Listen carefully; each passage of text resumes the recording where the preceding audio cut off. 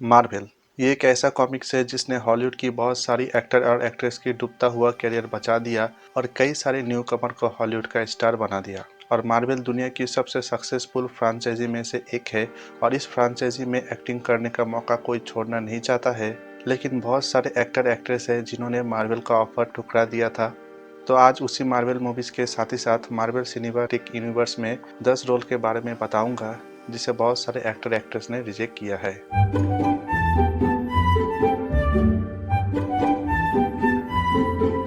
Aquaman, खाल द्रोगो जैसे role में एक्टिंग कर चुके जेसन मोमोआ को मार्वल की guardian of the Galaxy movie में ड्रग्स का रोल ऑफर किया गया था।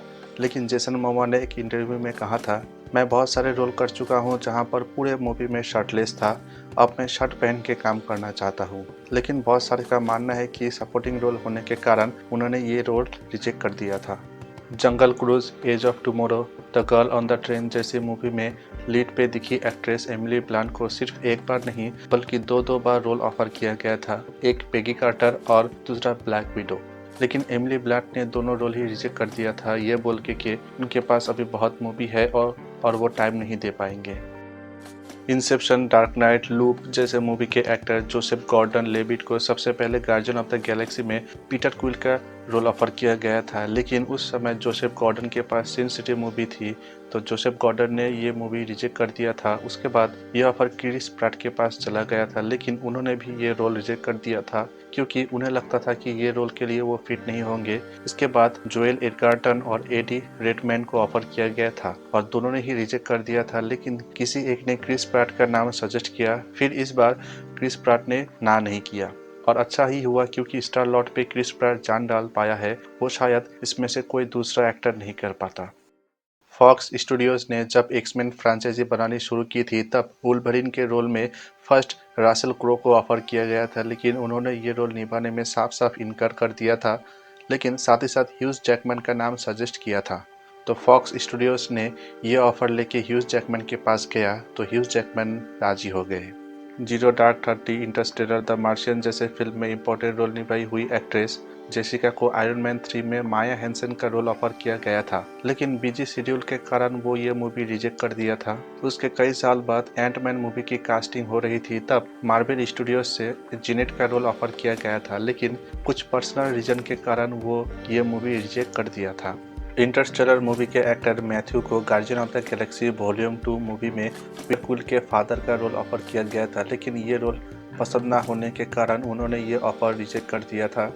उसके बाद उसी फिल्म में एक कैमियो रोल में ऑफर किया गया था, लेकिन वो रोल भी इन्होंने रिजेक्ट कर दिया था और उनका कहना था कि वो कभी भी कोई भी कैमियो रोल पे काम नहीं करेंगे। जेसन बॉर्न, द मार्शियन की इस एक्टर को 2000 में आई डेयरडेविल की वेब सीरीज में डेयरडेविल का रोल ऑफर किया गया था, लेकिन बिजी शेड्यूल के कारण उन्होंने ये ऑफर ठुकरा दिया था। जेम्स कैमरन अपनी ड्रीम प्रोजेक्ट टाइटैनिक बनाने से पहले स्पाइडरमैन की एक मूवी डायरेक्ट करने वाले थे और इस मूवी का स्क्रिप्ट फाइनलाइज हो गया था, लेकिन उसी समय स्पाइडरमैन की राइट सोनी पिक्चर्स ने खरीद ली थी, तो ये मूवी कभी बना ही नहीं।